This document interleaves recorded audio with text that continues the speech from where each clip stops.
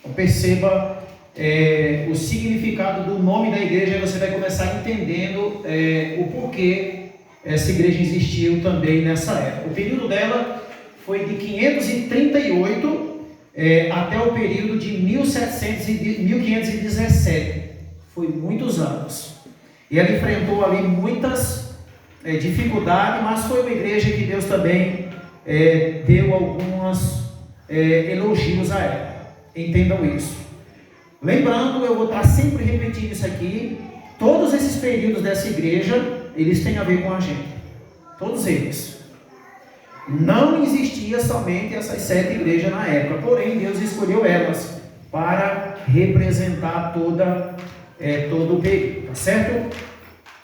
E nós vamos abrir a Bíblia no capítulo 2 de Apocalipse, capítulo 2, e a gente vai ler no verso 18 por diante, entendendo, irmão, lembre-se disso.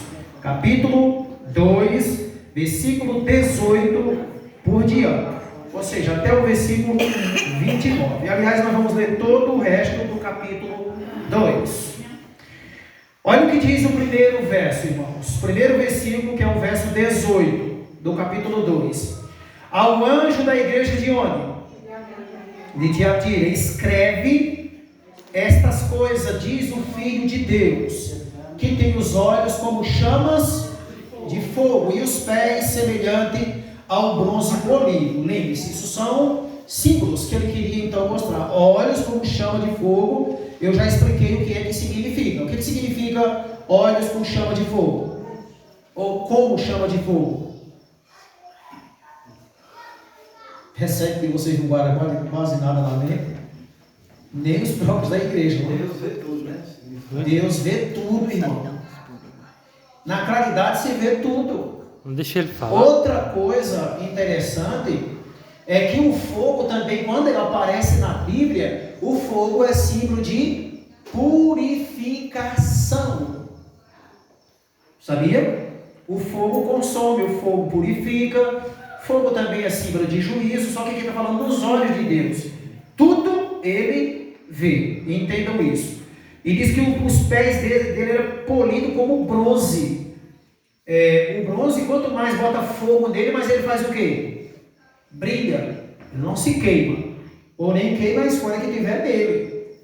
Esses pés que simbolizam bronze, é sentido de que Deus, o Senhor Jesus, quando esteve nessa terra, ele foi alguém que foi experimentado, sabe, irmão, pelo trabalho missionário. Por isso que está dizendo, os seus pés foi bem polido. Lembre-se disso. Versículo 19. O que ele vai dizer agora, irmãos? Conheço as tuas obras. Você sabe como é que aparece esse texto lá no grego? Eu estou estudando isso. No grego esse texto aparece assim. Diaconias. Ou seja, quando fala de diácono e de igreja, obras, relembra trabalho. A obra que ele está falando aqui é isso. Eu conheço o trabalho de vocês da igreja, se é pouco, se é muito, se não é quase nada. Então, quando você lê lá em grego, diaconia está falando de trabalho, experiência trabalhista. Conheço as tuas obras, o teu amor, tua fé e o teu serviço. Olha que coisa, também aparece essa palavra lá do mesmo jeito. A tua perseverança e as tuas últimas obras mais numerosas do que as primeiras. Perceba que diferente da primeira igreja que era Efésios, ela começou esfriando. Começou bonita e terminou ali, começou agora terrível. Essa igreja, Deus está dizendo que as obras delas eram mais numerosas do que as primeiras. Leia novamente esse texto. Conheço as tuas obras, o teu amor, a tua fé, o teu serviço, a tua perseverança e as tuas últimas obras mais numerosas do que o quê? Não é interessante isso, irmãos? As obras dela eram mais numerosas do que as primeiras. Agora, será que o texto está falando das obras de Tiatira ou está falando das obras de Efésio? Você percebe que nós precisamos identificar o que o verso está dizendo? mais numerosa do que as primeiras. Está fazendo uma alusão à primeira igreja, Éfeso. Tuas obras estão sendo mais numerosas do que a primeira dela e as tuas também. Mas sabe qual era a época dessa igreja? Perceba que ela vai de 538, no período do início papal, aonde aparece uma coisa chamada o homem do pecado. Está lá no livro de Colossenses, tá certo? O texto vai dizer assim, Paulo diz: não se engane, irmãos. A volta de Cristo não vai acontecer antes de primeiro vir algo chamado apostasia e apareça o homem do pecado. Quem é o homem do pecado que Paulo está falando dele aqui, irmãos?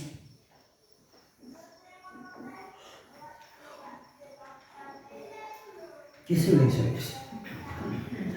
Quem é o homem do pecado que Paulo fala dele em Colossenses 2?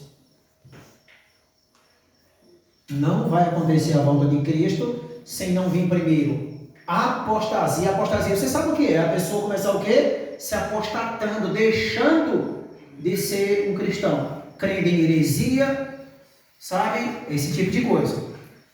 Aí ele diz, vai aparecer a apostasia e vai aparecer o homem do pecado. Quem é o homem do pecado? Que Paulo falou dele? Poder papado. Não um papa em si, irmão, mas todos aqueles que estiverem ali ocupando aquela cadeira. E esse homem apareceu ali, começou a aparecer desde a época de Constantino, desde a primeira igreja. Mas ele foi ali colocado no trono como uma supremacia, como uma autoridade suprema, desde o ano de 538. Ou seja, o que aconteceu no ano de 538?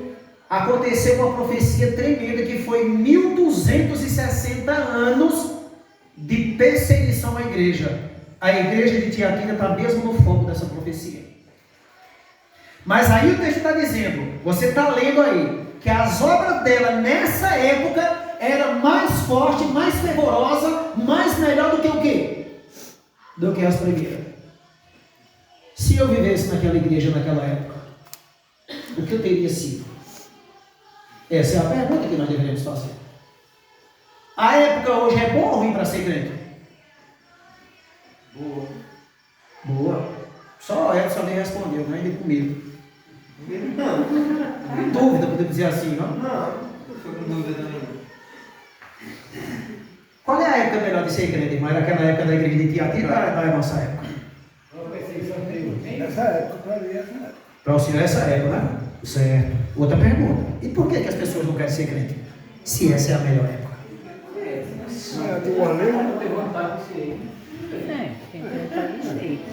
Se essa é a melhor época para ser crente, por que ninguém quer ser? Por que nós temos tantos obstáculos que impedem?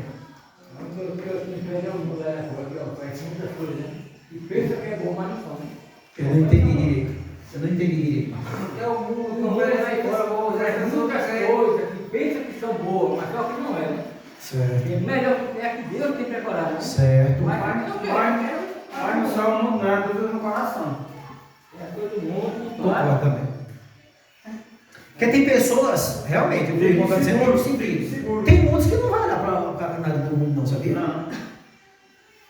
Você sabe uma das coisas que impede muitos de não quererem ser crente?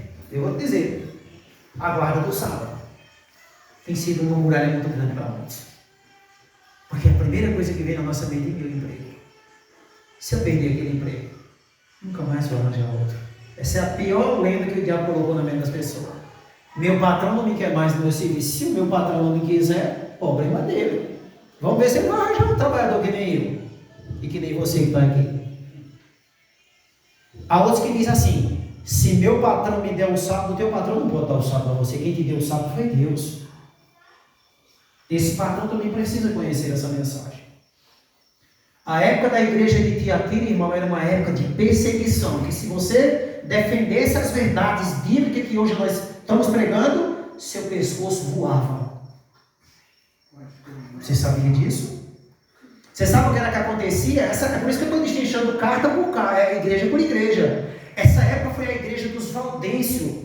Era aquela época. Você sabe o que era que acontecia com os Valdêncios? Procure lá, pesquisa como foi que viveu os Valdêncios. Morria milhões de irmãos deles. Eles viviam mais nas matas escondidas do que dentro de casa. Porque não podia chegar. Mas lá dentro do mato onde eles viviam, ali tinha uma igreja, eles cantavam. Você sabe como era a época desse período aqui, irmão? Sabe que as pessoas não podiam ter uma Bíblia, não. Se pegasse você com uma Bíblia, você ia preso lá e ia ser sentenciado a alguma coisa que muitos hoje fazem sem perceber. E alguns vai percebendo. Deixa eu te perguntar uma coisa aqui. Você conhece a origem de uma fogueira? Aquele nome do povo de Deus. Você sabe para que foi inventada a fogueira? A fogueira de São João. Nunca São João pediu fogueira a ninguém. A fogueira de São Pedro. Nunca Pedro mandou fazer uma fogueira para ninguém quando estava vivo. Para ele, melhor dizendo. A fogueira de São José. Não existe nenhum texto, nem na Bíblia, nem fora dela, dizendo que José, quando estava vivo, tinha um dia da fogueira dele. Quem inventou isso? Você sabe qual foi o objetivo? Você sabe quem foi que trouxe a origem da fogueira? Foi os imperadores. E o papado tomou conta. Sabe para que fizeram a fogueira? Para tocar fogo nos cristãos, irmãos. Se você soubesse a origem de uma fogueira, você nunca sentia ela. Os valdenses, muitos deles morreram queimados dentro da fogueira. Tem uma igreja por aí que ensina fogueira santa. Tem nada de fogueira santa, irmão. Foi ao redor de uma fogueira que Pedro traiu Jesus. Você sabia disso? E foi ao redor de uma fogueira que Jesus fez 3 perguntas. Até os próprios católicos proibiu de ler a Bíblia. Entendeu? Você sabe o que era que acontecia mais na época dos valdenses, na época dessa igreja, que era o período deles? Eles chegavam numa loca de uma pedra lá na mata. Escuta isso, irmão, onde eles estavam escondidos. Tinha furnas grandes. E aí o exército que chegava ali naquela entrada da loca dizia, aqui tem um bocado deles. Sabe o que eles faziam? Colocava fogo na boca daquela loca e eles morriam lá asfixiados pela fumaça. Mas não renunciaram a Deus. Você tem noção disso? Hã? Pode estudar isso aqui que eu estou dizendo a vocês. Você acha que eu estou dizendo coisa aqui que eu inventei, que eu penso, que eu acho? Eu sei, não foi que eu Ô, irmão, foi que ano que o Papa proibiu de ler a Bíblia? Exatamente nesse ano aqui, irmão. Esse ano? Esse ano que nós estamos estudando essa igreja. De 538 até 1798, o Papa proibiu de, quando o poder papado perde proíbe o poder ali, tá certo? Mas desde Constantino, desde a primeira igreja ali que vai de 313, de 100 e alguma coisa até 313, vai até 538, que é o primeiro, aquele período que nós estudamos da igreja anterior. Ali quando o Constantino entrou, ele já começou a proibir ler a Bíblia. Não, eles não proibiu diretamente, ele começou trazendo primeiro heresias. E aí quando o poder papado entra, aí apareceu uma coisa chamada Inquisição.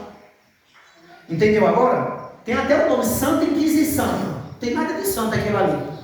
E aí agora, quando o poder papado assumiu e foi dado a ele o poder e a autoridade, ou seja, o que aconteceu?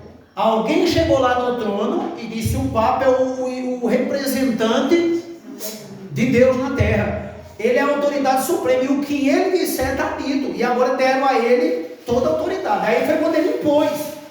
Se uma pessoa fosse pegue lendo a Bíblia, ou com uma Bíblia, ela era presa. Igual você ter uma arma hoje dentro de casa. Eu li no livro, a história relata que o Papa proibia isso aí. Sim, irmão, é o que eu estou dizendo aqui. Se eu não podia dar cadeira, como era que eu ia ler? E sabe o que era que essas pessoas faziam, irmãos? Sabe o que eles faziam, os valdenses? Eles chegavam no meio do povo, às vezes, antes de começar a perseguição para matá-los, eles pegavam folhas da Bíblia, para não andar com ela toda. Eles pegavam uma folha da Bíblia, aí chegava no meio da pessoa e entregava lá tudo. Nem isso em casa. As pessoas tinham uma fome tão grande da palavra de Deus que ela ficava lendo aqueles versos, elas decoravam tudo.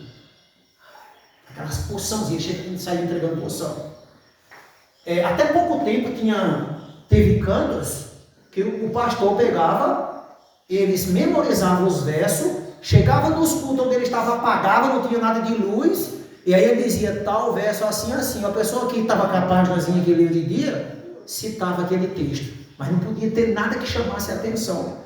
Eles trabalhavam vendendo algum tipo de coisa, então quando ele estava vendendo a mercadoria, ele entregava uma Bíblia escondida ali por dentro daquela mercadoria. Só que quando os bispos pegavam, aí você ia para o tribunal do império, o tribunal deles, e ali você era sentenciado à morte. Aí eles queimavam você. Você era sentenciado à fogueira e vinha a rua todinha aplaudir a tua morte. Sabia disso? Muitos eram jogados vivos dentro de arenas de leão para ser rasgado. Sabia disso? Sabe quem comandava esse império na época? Também Nério. Nério foi a imagem de Satanás, irmão. Entendeu? Você sabe o que foi que Nério fez? Que era da época do tribunal de César. César tanto era o nome que era dado a uma pessoa, como também o tribunal dele. A ver, morria, mas é o tribunal de César. A pessoa que estava assumindo lá, ele dava também o nome dele. Não era um filósofo? César, irmão, sabe o que ele fez? Sim. Nério mandou abrir a mãe dele no meio, rasgou no meio para olhar quando foi que ele saiu. Matou a mãe dele. Você está entendendo isso? Agora, repara outra coisa aqui, irmãos. Os valdenses, irmão, lá na época onde ele estava, era frio. Aí, às vezes, eles dormiam no oco do pau. Quando alguém chegava, eu percebi que tinha um dedo no oco do pau, tocava fogo no pau. Ele morria queimado lá. Você tem noção? Agora, sabe uma coisa espantosa que tinha? É que as pessoas, de mulher a homem e crianças, sabe, irmãos? Quando eles eram sentenciados à fogueira, sabe o que eles faziam? Eles vestiam a melhor roupa que eles tinham. E eles iam para aquela fogueira cantando hinos. Pensa que ele ia para lá chorando? Está pensando que eles iam para lá assim, mal dizendo: ah, meu Deus, eu sou crente, é o resultado. Não. Eles iam felizes da vida, como se eles fossem para um evento maravilhoso.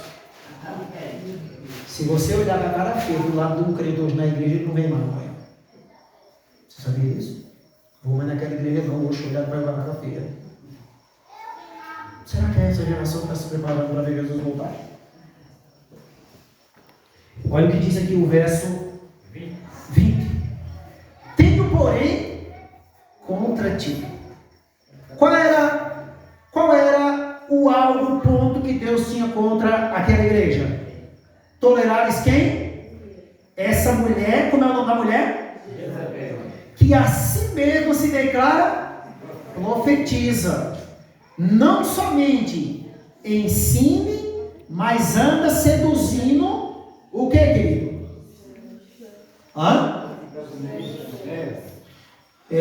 Diz aqui, se declara profetiza, não somente no ensino ali, mas também anda e ainda seduza os meus servos a praticarem o quê?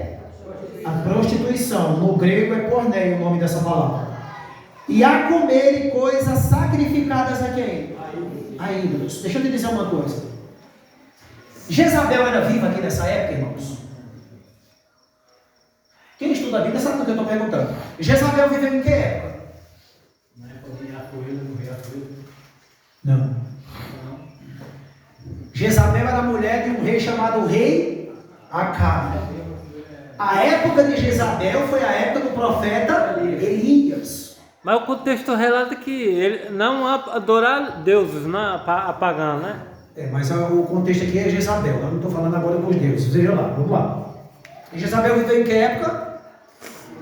Na época do Antigo Testamento. Jezabel estava viva aqui? E o que era que tinha vivo aqui? A prática. Mas na realidade, disse a doutrina dela, eu disse a prática. Sabe o que era que Jezabel tinha vivo aqui? Os filhos Estuda dela. mais a Bíblia Sagrada, viu? Escuta isso aqui, irmãos. Quem era que vivia aqui na época do Apocalipse? Os filhos, os seguidores de Jezabel. Eles estavam vivos. Não filhos, literalmente, porque o filho dela também morreu tudo na profecia de Elias ali. Era filho dela porque seguia a conduta dela, né? Seguia a conduta dela, exato. Por isso que era filho. Eles seguiam, viviam na fé no que ela tinha ensinado. Ela se dizia, perceba, ela se dizia que ela era o quê? Uma profetisa. A rede social está assim, de pastor de homens a mulher, se dizendo ser o quê? Profeta, apóstolo. Deixa eu te dizer uma coisa. Tanto o profeta quanto o apóstolo é alguém que era Deus quem chamava, não era eles que se titulava isso. Você não vai ver em nenhum texto da Bíblia de Gênesis a Apocalipse. Você não vai ver um texto de uma pessoa dizendo: ei, Senhor, eu sou profeta, viu? Tá bom, meu filho, tá certo. Senhor, eu estou aqui, eu sou apóstolo, viu? De jeito nenhum. Apóstolo era alguém que era escolhido por Deus, do mesmo jeito que profeta. Eu não posso chegar aqui na igreja e dizer que eu sou um profeta ou um apóstolo, que eu não sou. Entende? Era Deus quem chamava. Mas essa mulher, ela se dizia ser o quê? Uma profetisa. E a prática dela era o quê? Ensinar as pessoas a comer comidas sacrificadas a Baal. Baal era o príncipe dos demônios. Baal era o príncipe dos demônios. Sabe quem é príncipe dos demônios? O próprio Satanás. diabo. Entendam isso. No momento que Deus mais deseja falar com você, alguém vai te atrapalhar. Pense nisso. Esse é fato em todas as igrejas que nós pregamos.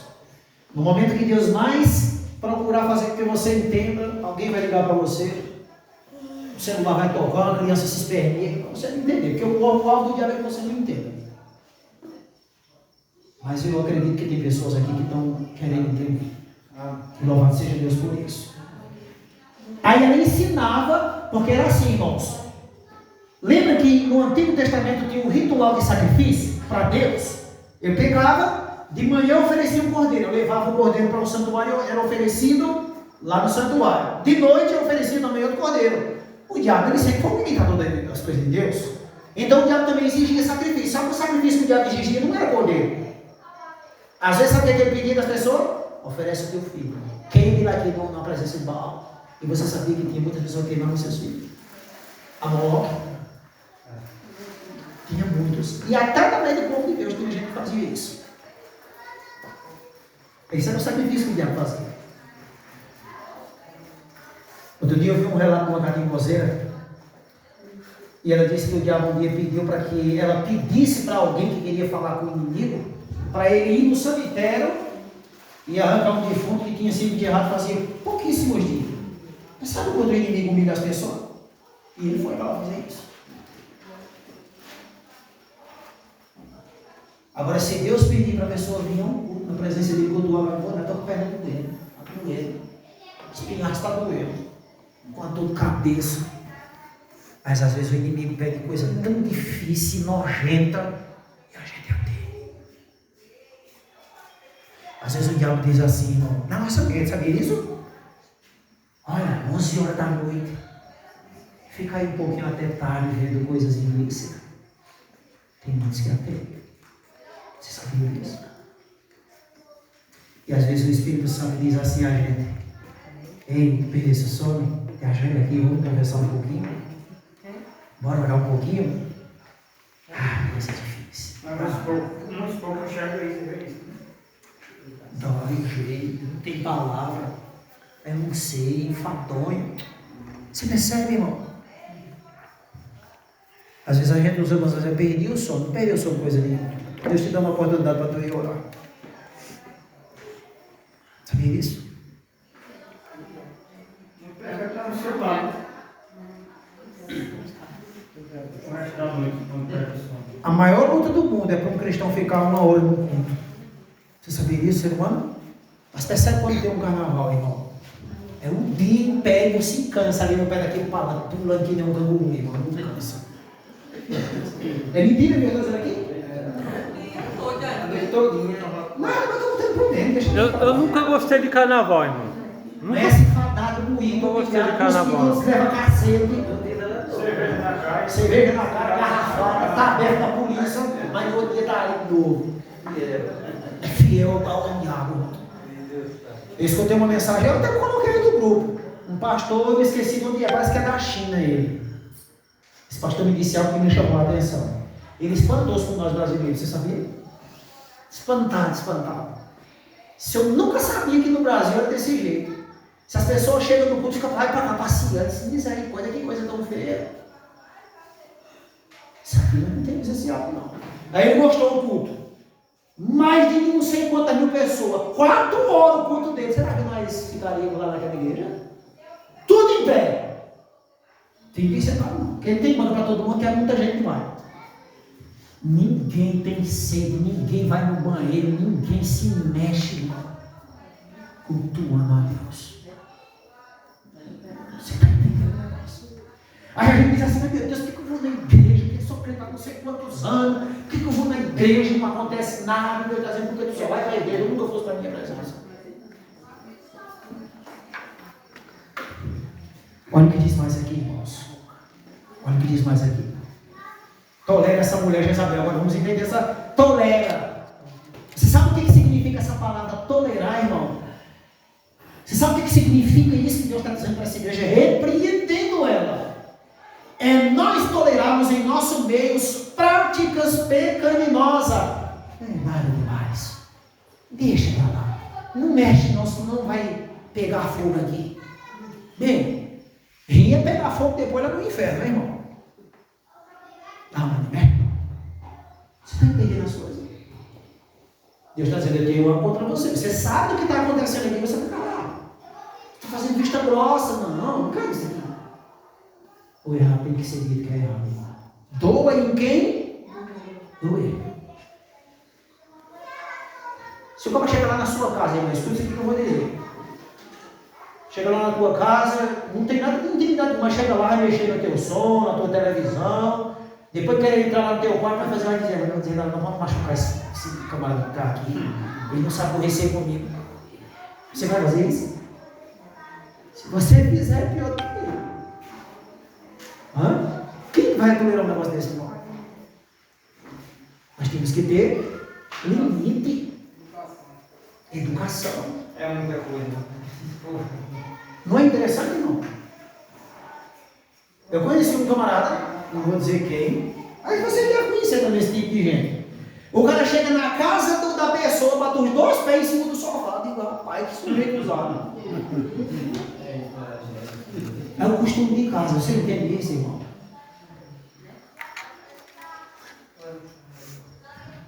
Tolera isso aqui, está dizendo que tem algo contra ti. Na casa dos outros eu tenho que pisar bem maneirinho, irmão.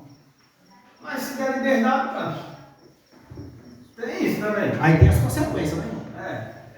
Mas imagine, irmão, o cara chega lá com os pés cheios de poeira no seu sofá e vai botar os 2 pés em cima do sofá, você vai olhar para aquilo. Amigo, peraí, tu tem cuidado que isso aqui é para sentar. O cara é frango para estar com 2 pés em cima de uma árvore. Galo, estou falando frango nesse sentido. Galo é que você sobe no lugar que está sentado e ele bota os pés lá, não é, irmão? Não, eu sou um pinto para estar sentado num tamborete desse jeito. Então você está entendendo? Então alguém tem que chegar educadamente. Amigo, tu me desculpa aí, mas não tem que se isso aqui, não fica bem, mas não podia botar o pé no chão. Você é o dono da casa. Se vamos falar e criticar, vai bater de frente aí. Fazer o que, irmão? Às vezes não fala e critica, a mulher vai bater de frente aí. Como é que fica? Uma situação que não aí. É complicado isso, Paulo. É complicado, né? Alguém tem que falar, viu? Estou pensando que eu quero. Tem que prestar atenção nisso, alguém tem que falar. Alguém tem que falar. Agora lembrando, irmão, veja, eu não estou dizendo isso aqui, vamos lá, vamos entender. Eu não estou dizendo que não é, por exemplo, o senhor e a sua esposa podem fazer isso. Agora eu não posso. O senhor está entendendo? Então, o seu filho, a casa é dele. Eu estou falando é um marmanjo chegar lá de fora. Talvez nunca nem foi lá, chegou lá e mudou logo o pé. Cheio de suor, cheio de coisa. Você está entendendo o que eu estou dizendo? Agora você da casa é outra história. Eu posso estar do jeito que eu tenho toda a liberdade de... E isso, você é dono. Sua esposa é dona, seus filhos é outra coisa. Agora eu lá de fora? Não, peraí. Esse lugar aqui não é meu, não. Independente de se ter um pé ali por ufa, o teu pé está te respeitando. Tá vendo? Então, independente que esteja com pé, com sandália, com sujeira, pode ser um turista, chegou com o pé. Sim, está desrespeitando, porque ele não é dono daquilo ali. Pode estar com o pé brindando, né? Mas Sim. pode respeito. Sim. Nós temos que ter limite, irmão. Aí tem gente que não, mas eu não quero ofender ninguém. Aí depois quando o cara sabe, mete o cacete, fica falando. Não Fala na frente, fala na hora. Não, irmão, reclama. Eu conheci umas pessoas que têm o hábito de entrar na casa e deixar a porta aberta, que nem uma garagem da casa. Chegou um dia na minha casa e falou, amigo, por favor, podia fechar aquela porta? Não. Pode, passou, a gente fecha. Vai na rua. Ah, Maria, mas tu sou chato. Eu, tá bom. Não tem nenhum problema com ouvir isso. Passava, deixava ele ver, rapaz, peraí, a porta. Mas sabe o que é isso? Costume de casa, irmão. E eu não tolero certas coisas. Pode me chamar de sabe de chato. Eu não vou ter problema com isso. Eu só quero que feche a porta. Se fosse para estar aberto, eu não tinha dado uma porta. Tinha deixado, entende? Gosta de mim quem gostar, mas eu não estou fazendo nada demais. Só estou pondo. Mas tem gente que deixa matar o povo na rua. Entendeu, querido? Isso é perigoso. Então a gente precisa ter cuidado. Deus disse: eu tenho algo contra você. Você tolera as práticas erradas no meio de vocês. E você está vendo isso. Você está percebendo, você está fazendo vista grossa. Tem pessoas que preferem, irmão, ser machucado do que machucado. Não é fácil não, né? Não, eu nem quero machucar ninguém e nem quero. Não, muito não, estou acostumado. Agora na minha casa eu preciso ter limite. Não só na minha casa, eu preciso ter limite em todo lugar que eu vou. Mas sabe, irmão, esse limite começa lá na nossa casa. Se eu tiver limite na minha casa, isso vai fluir lá onde eu estou. Se não tem limite na minha casa, você sabe por que as pessoas fazem isso? O que é que nós somos lá na casa dos outros? O que eu sou carne. O que eu sou carne, irmão. Eu trabalho na prefeitura, daqui a pouco quando eu sair eu vou para lá. E a primeira coisa que eu faço quando eu chego lá é ir no banheiro. Olhar de que jeito tá. Porque é novo aqui entra todo mundo. E tem uns que entram e por ali eu sei o caráter de todos eles. E todos eles. Tem gente que entra, faz a obrigação dele no banheiro e sai e deixa lá. Rapaz, que sujeito.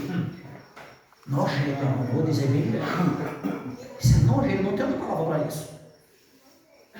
Se tem uma coisa que nós temos cuidado da nossa casa é com o banheiro, irmão. Sabia disso? Porque o costume da minha casa vai para onde? Para a rua. Cada vez que eu vou lá no banheiro, é uma descarga que eu dou. Para isso tem ela lá. Outro dia chegou lá e tinha um papel lá escrito: cuidado, não sei o que eu não estou entendendo. Eu digo: irmão, quando eu chegar aqui, você tem que colocar isso aí e reclamar esse povo que entra aqui. E você sabe tudo quem é a equipe que está aqui. Tem um bando de nojento aqui, viu? E resumindo, se não tiver uma descarga, joga no água, né? Pois é, o cara limpo, eu vou buscar água lá na bola, se não tiver água lá. Eu pego o barco lá, não passa na bola, buscar o barco d'água. Mas todo mundo tem que saber, meu irmão, que é isso? O costume de casa vai para a rua, sabia? Então começa por aí. Mas alguém tem que se levantar contra isso. E a gente acha que Deus não está vendo, Ele está vendo tudo. Lembre-se disso. Agora, verso 21 vai dizer assim: tem o quê? Hã? Tempo. Diz aqui o texto: teve tempo para que se o quê?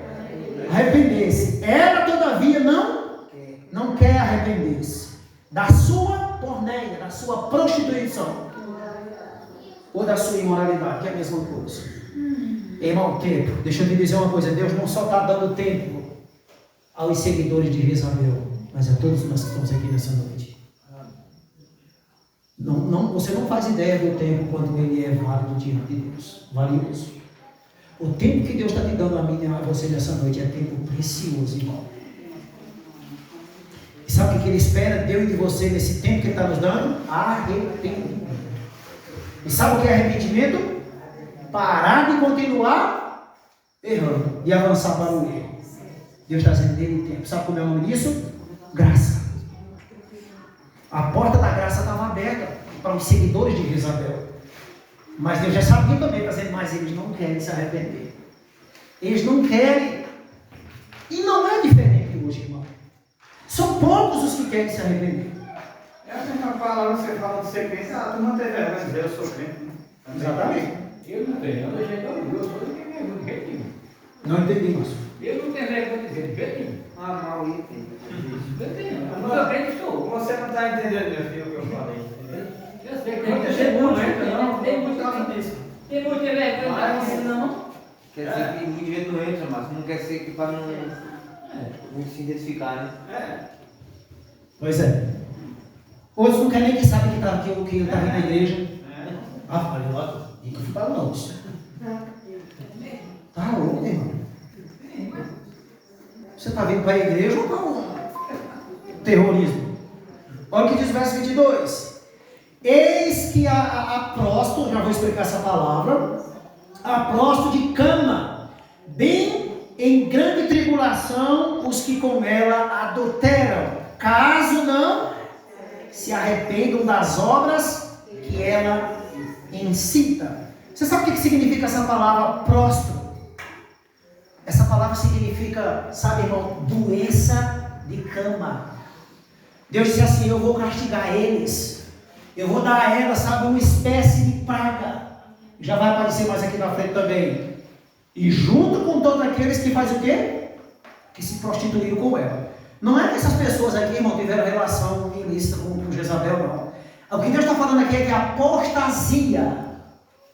Eles deixavam de acreditar em Deus e seguir a Deus para seguir Jezabel, os ensinamentos nojentos dela, as doutrinas dela. Essa é a época que essa mulher viveu, e aqui no Novo Testamento, na época de João, ainda tinha e tem até hoje os seguidores dela. Pelo seu conhecimento em teologia, irmão, o que é moléstia? Moléstia é uma praga, irmão, uma doença. Uma doença, né? Agora, depende. Moléstia, dependendo do contexto, ele tanto se aplica a uma doença, a uma praga, como a uma difamação. Entendeu? Tem gente que molesta os outros, ou seja, ali o sentido da palavra é difamar. Tem que levar a sério. Aí a palavra de Deus tem que levar a sério, não é brincadeira não. Agora, olha o que diz mais o verso 23. Matarei, essa palavra no hebraico ela não aparece desse jeito, tá certo? Matarei os seus filhos e todas as igrejas conhecerão que eu sou aquele que sonda mente e corações, e vos darei a cada um segundo as vossas obras. Primeiro entenda essa palavra, matarei. No hebraico não aparece esse texto lá, nem no aramaico. Aí, irmão, como é que você sabe disso? Eu tenho materiais em casa traduzido para a minha língua, o texto no original e a explanação dele. A palavra matarei, ela está trocada. Sabe como é que aparece ela? Em vez de matar, está dizendo, castigarei com praga severa até eles morrerem. Mas primeiro vem o castigo. Querido, deixa eu te dizer uma coisa. Parece que nós não estamos vendo os castigos ao redor de nós, na verdade. Aliás, ao redor não, no meio de nós. Os céus da gente, irmãos, tornou-se dizem, estão vendo chuva? O negócio está feio, irmão. Mas nós não estamos nem aí. Sem chuva, irmão, se continuar por muito tempo, você nunca enfrentar crise na vida. Sim. Nunca nós enfrentamos crise na vida. Deixa passar uns 2 ou 3 anos de seca para tu ver. E agora ainda dá, mas ali no sul tem água, o rio São Francisco passa água, está transportando não sei para onde, filho. Daqui uns dias o rio São Francisco vai secar, porque está na beira. Daqui uns dias você vai olhar esse sul e ele vai estar pior do que o Riacho das Almas, ali, aquelas catingas dali. Porque Deus está dizendo isso, que ele vai fazer secar muitas coisas para ver se o povo retrocede. Está no livro de Apocalipse isso. Água é vida, filho. Sem água, pretendente não trabalha. Sem água, comerciante não trabalha. Empregada doméstica não trabalha. Ninguém lava pano, ninguém toma banho, ninguém vive. Ninguém faz comida. Ninguém faz comida. Tudo é água, irmão. Produtor não planta, agricultor não planta, e aí vai viver do quê? Acabou esse negócio. Hã? Vai viver do quê, irmãos? Nós estamos vivendo, irmão, nas primeiras dores de parto do povo, né? Todo mundo já chegou as tábuas lá na rua, estava os tabões do palco, a festa do dia do aniversário. A palavra de Deus explica, haverá terremotos, né? Em vários lugares, várias guerras, né? O povo bravo.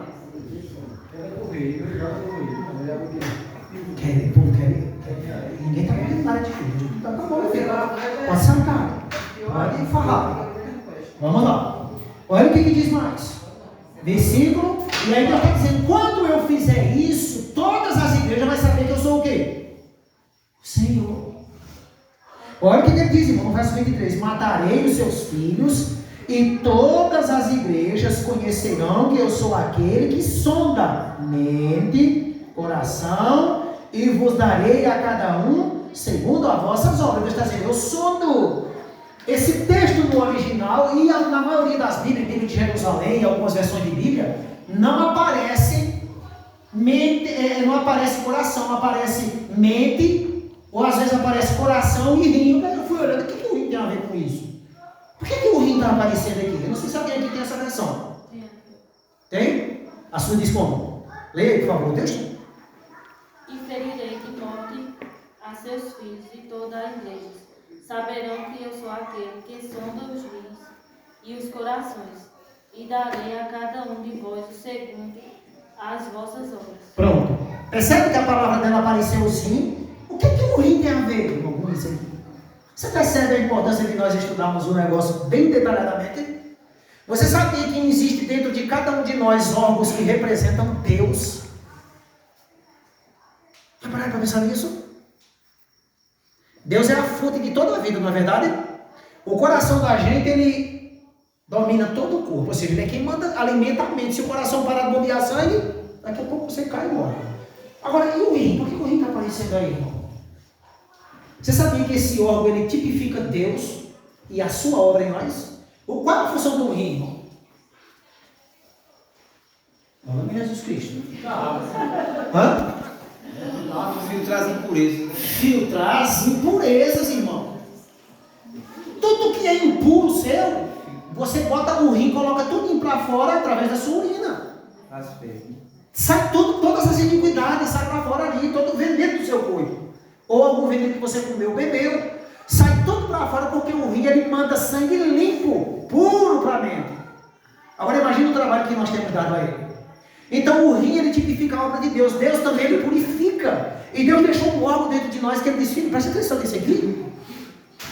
Eu sou aquele que sonda. E por que Deus está preocupado em sondar o rim? Porque é pelo rim que ele sabe o tipo de impureza que eu e você estamos infiltrando dentro de nós. Você tem noção disso? E eu fui estudar esse negócio agora em tarde. Aí depois parei, que eu tive que ir em Caruaru, mas levei comigo o comentário que eu estava estudando e saí dentro do carro estudando aquilo ali, que me empolguei. Meu Deus! Quão importante é a gente dar atenção ao que a palavra de Deus está dizendo. Está ali na palavra de Deus. E interessante é que no rito de oferta, de sacrifício, o rim tem que ser queimado. Nem poderia, nem sacerdote, nem ninguém tinha que ir. Ele era torrado. E você acha que isso não tem nenhum significado? Assim como o rim, irmão, é um filtro de nossas iniquidades, é por ele que Deus mede, é como se ele fosse um termômetro dentro de nós para dizer: Deus por ele sabe o tanto de mal que nós infiltramos. E tudo está sendo avaliado. Agora olha o que diz mais aqui no versículo 24. Digo todavia a vós outros, os demais da igreja de Tiatira, a tantos quantos não têm essa doutrina, que não conhecerem como eles dizem as coisas profundas de Satanás, outra carga não jogarei sobre vós.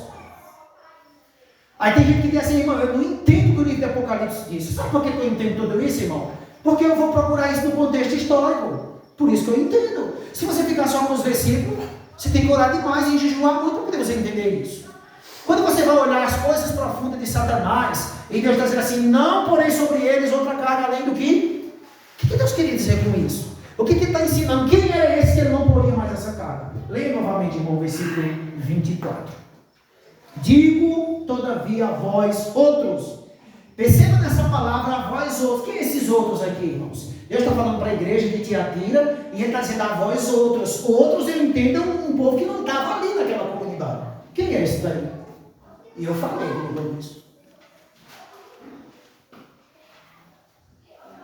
Quem é esses outros? Lembra dos valdenses, irmão? Isso que é a importância de você captar tudo aquilo que está sendo dito. Lembra dos valdenses? Os valdenses, eles viviam por fora. Tem uma igreja perseguida dentro e outra por fora. Aí Deus está dizendo assim, nesse verso: digo a vós todavia outros, os demais de Tiatira, tantos quantos não têm essa doutrina. Agora, essa doutrina, qual é ela aqui? E que não conheceram, como eles dizem, as coisas profundas de Satanás. Tem gente que se gaba disso, viu? Outra carga não jogarei sobre eles. O que Deus está dizendo? Veja, muitas das pessoas que estavam lá por dentro dos matos sendo perseguidos, eles não tinham o conhecimento mais profundo como outros tinham. E Deus está dizendo: mas eu não vou colocar uma carga de responsabilidade com coisas que vocês não conhecem. É por isso que nós chegamos a uma conclusão, irmão, isso está na própria palavra de Deus. Você sabia que tem muitos católicos que não conheceram, presta atenção nessa palavra, que não conheceram, que já morreram, mas eles foram muito fiéis naquilo que eles sabiam. No pouco de luz que eles tiveram. Este Deus não vai colocar fardo sobre eles. E eles morreram salvos. Sabia disso? Diferente de eu e você, a luz que temos, Deus espera que nós vivemos essa luz. Aí dizendo, eu não vou colocar outra carga. Agora, as coisas profundas de Satanás.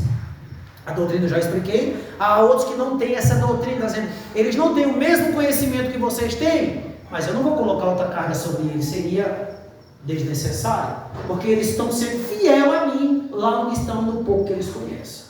Você sabia que tem pessoas que não têm o conhecimento que você e eu temos, e que é mais fiel que nós? Hã? Não é conhecimento que vai levar a mim e você. Concorda comigo? A melhor dizendo com a Bíblia. Não é conhecimento que vai te levar para o céu, mas a falta dele também poderá te deixar de fora do céu. Você sabe o que é que vai te levar para o céu? É a prática de tudo que Deus te deu, de tudo que Deus nos mostrou. Antigamente, há 40, 50 anos para trás, as pessoas não tinham a facilidade de explicação de Bíblia como tens hoje. Você entra na rede social, está o pastor pregando, uns pregando heresia, mas tem outros pregando coisa correta. E o que acontece? Mas eles eram fiéis a Deus, eles conheciam Deus por meio da natureza, e se comunicavam com Deus verbalmente por meio das suas rezas, da sua oração, e eles eram muito fiéis a Deus naquele negócio. E hoje eu sei de tanta coisa, eu não sou tão fiel quanto eles, e aí? Deus é justo, irmãos. Agora existia uma classe de gente que se aprofundava, em vez de aprofundar-se nas coisas de Deus, e queria que ele se aprofundava nas coisas do diabo. Talvez você pode estar pensando nisso aí, eu estou livre, graças a Deus, ainda bem que eu não me aprofundo. Mas você sabe o que é se aprofundar nas coisas do diabo? Você sabe o que é se aprofundar nas coisas do inimigo? Não.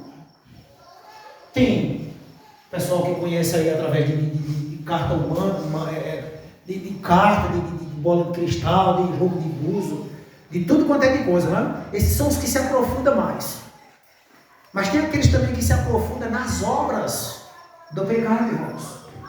E eles se gabavam disso, oferecem sacrifícios terríveis. Mas Deus está dizendo, vou matar todos os filhos de Jezabel, não vou colocar carga sobre aonde não deve. Tenha consciência disso. Depois ele vai dizer algo aqui no versículo 25. Tão somente conservai o que tendes até que eu venha. O que você tem? O que você tem, irmão? O pouquinho que você tem é o suficiente. O que Jesus diz aos discípulos? Se alguém tiver fé do tamanho de uma semente de quê? Se alguém tiver fé do tamanho de um caroço de manga, é assim que está dizendo? Que é uma semente muito grande, né? Se alguém tiver fé do tamanho de um grão de mostarda, você já viu um grão de mostarda? É a menor de todas a semente. Mas quando cresce, é uma ramagem muito bonita. Deus disse, você já tem uma fé capaz de mandar um monte para outro lugar e ele obedecer. Só que eu percebo com isso, eu descubro algo que me entristece.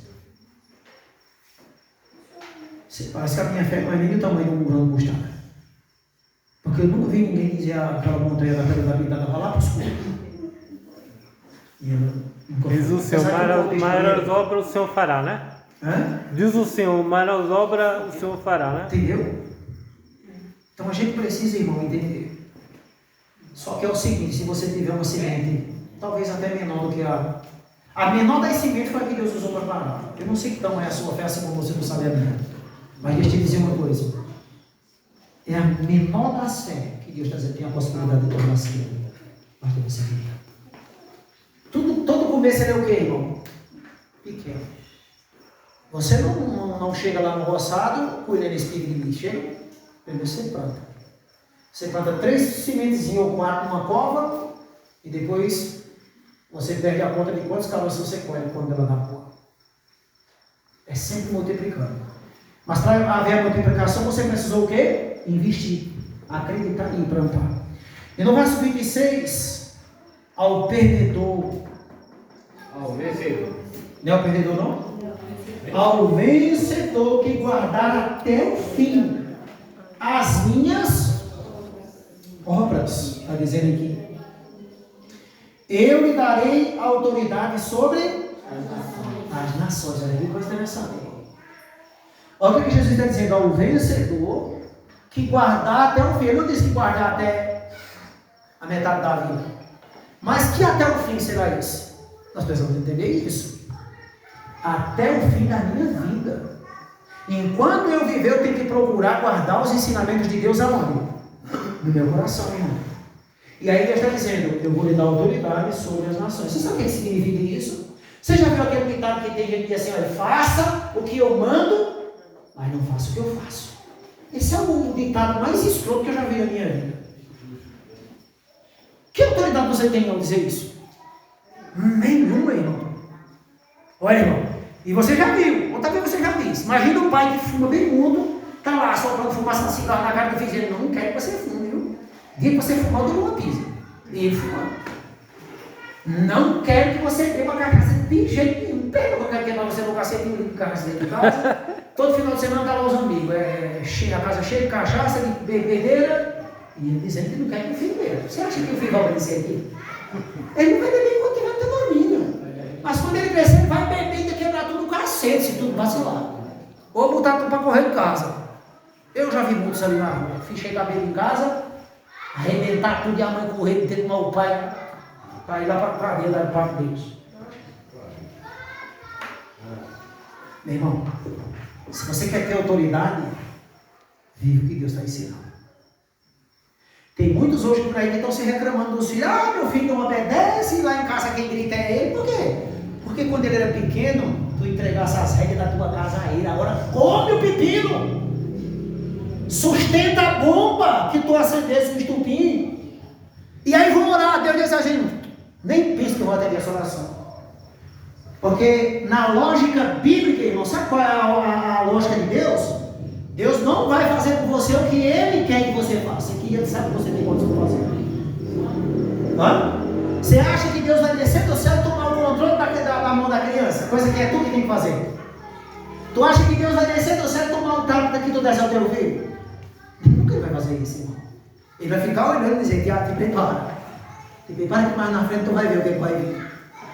Aí depois eu chego na igreja, não, está tudo acabado lá em casa. E porque não sei o que, Deus isso é até vergonhoso, sabia? Porque Deus vai dizer o seguinte, tu és um irresponsável. Eu vejo muita gente dizer, ai meu Deus, dá um filho, Senhor, eu quero um filho, Deus me livre deles. Na época não estava vivendo. Às vezes eu digo isso a minha mulher, diz, se eu fosse mais novo e não fosse operado, eu queria, e depende de eu também, filho, só você não. Tem que os dois querer. Nós estamos vivendo num mundo, querido, que nós não sabemos bem o que estamos criando, não, irmãos. Você sabia disso? Se você tem, ore de dia e de noite por ele. Se você não tem, filho, agradeça a Deus. Porque quando ele está bem novinho, é Deus xodó. Faz tanto rir, mas quando ele crescer, ele vai fazer tu chorar uma vez. Como eu estou dizendo algum dia aqui? Eu recebo áudio de mães me pedindo, chorando, para filhos delas. Que estão mergulhados nas drogas, que até bateram nela. E aí? Mas quando aquela criancinha estava bem pequenininha, era um chorando da casa, hoje é um demônio da casa. Misericórdia. Estou dizendo uma mentira, querido. Sangue de Cristo tem poder. É sangue de Cristo mesmo, irmão.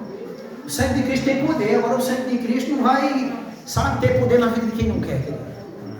Tenho convicção disso. As pessoas entendem Deus de uma forma totalmente errada, irmão. Deus é amor, não quer, e sabe que coisa que o irmão está dizendo. Não, filho, você precisa estudar a Bíblia. O Deus que é amor, é como o irmão falou, é esse mesmo Deus, ele é juiz, ele é justiça. Viu?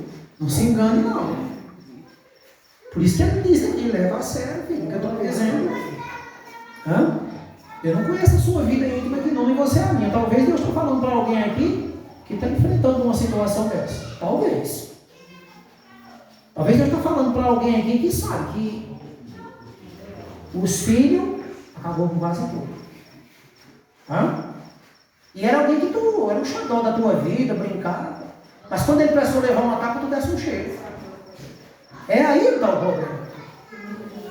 Quando chegou a época de tu dar uma lapada, tu desse foi carinho. Quando é a época de dar carinho, dê carinho, um abraço, dê cafuné, dê tudo, irmão. E eu sei que você dá. Mas quando chegar a hora de você ser duro com o seu filho, não ignore isso. Que a Bíblia diz lá em Provérbio, usa a vara. Senão, depois do teu espinhaço vai receber a vara dele. Pode ter certeza disso. Vou repetir.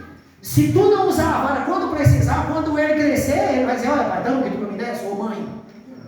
Dá um espinhaço. Sabia isso? Olha o que diz aqui mais, irmão. Versículo 27. Olha o que diz aqui, irmão. Versículo 27. E com centro de ferro as regerás, e reduzirás a pedaços, como se fossem objetos de barro. Não é que você vai sair batendo em ninguém. Deus está dizendo, a tua autoridade que eu vou entregar nas tuas mãos, tu vai reger as nações. Às vezes, irmão, a palavra de um homem de caráter, de uma mulher de caráter. Escuta o que eu vou dizer aqui a você. Você sabia que a palavra de um homem de vergonha, de uma mulher de vergonha, a gente prefere levar uma situada? Ou é mentira? Como é pesada, irmão, a palavra de quem tem vergonha. Uma repreensão de um homem de caráter, de uma mulher de... O cara fica sem sabor de botar o focinho, irmão. Misericórdia, que vergonha, meu Deus, eu estou com ela aqui. É mais profundo do que uma palmada ou uma tabicada. Uma repreensão de uma mulher de vergonha e de um homem de vergonha. Agora de um canário, irmão. A repreensão de um canário você rebate ela, porque é dos canários falando. E os filhos conhecem muito bem isso, você sabia? Você sabia que quando você fica dizendo a seu filho, cuidado, senão eu dou uma pisa, eles são canários, nunca deu. Você sabia disso? Tá brincadeira, né? Não é isso. Mas eu não estou ferindo ninguém aqui não, irmãos. Eu sei do que eu estou dizendo a vocês. A pode dizer assim, irmão, quando você prometer ao seu filho que vai dar uma tapa dele, se você não der, tem um mentiroso. Do mesmo jeito, outra mentira que os pais contam muito. Filho, pai, chega no carro, vai no carro e vai encher, eu esqueci. Mentira, não compra porque não quis. Ele vai perdendo a credibilidade. O que você prometer a seu filho, cumpra. Desde uma lapada a um presente. Dê. Porque ele vai botar fé em você e dizer, pai falou, oxe, vai cumprir. Mãe falou, vai cumprir. Senão ele vai dizer, aqui no canal, ele ia até para os amigos, ele ali eu já conheço. Só promete. Você está entendendo, irmãos?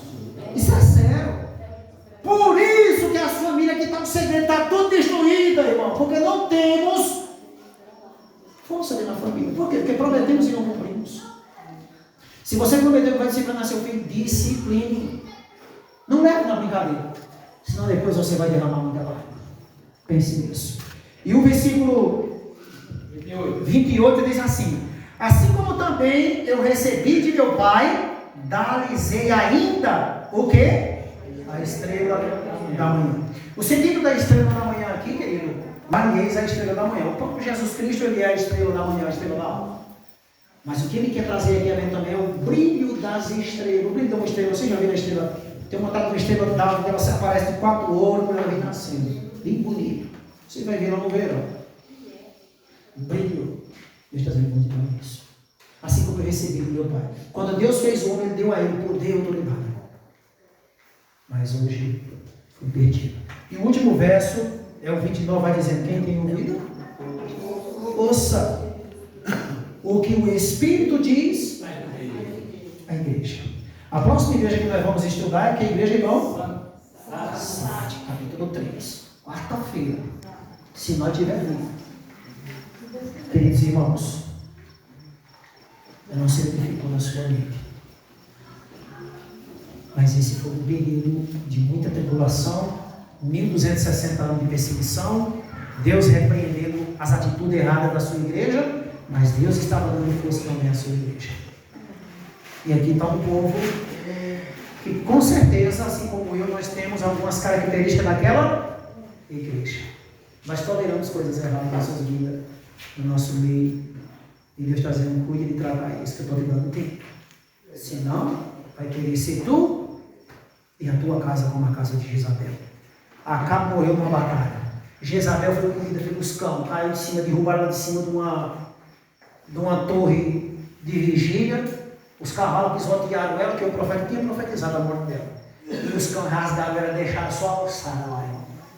Os filhos dela morreram tudo matados. Porque Deus disse, eu vou matar a descendência de Jezabel. Será que eu estou olhando aqui para algum descendente de Jezabel? Deus queira que não. Eu não quero ser descendente de Jezabel. Eu não quero ser seguidor de Jezabel. Porque que Jezabel seguia, ela, além de se prostituir, ela ensinava isso às outras pessoas. Quando você for lá para a festa e você chamar alguém para ir com você, pense nessa mensagem. Você está ensinando alguém a ir para um lugar que Deus não gostaria que nem você fosse, que dirá outras pessoas. Vou ficar de pé, vamos orar.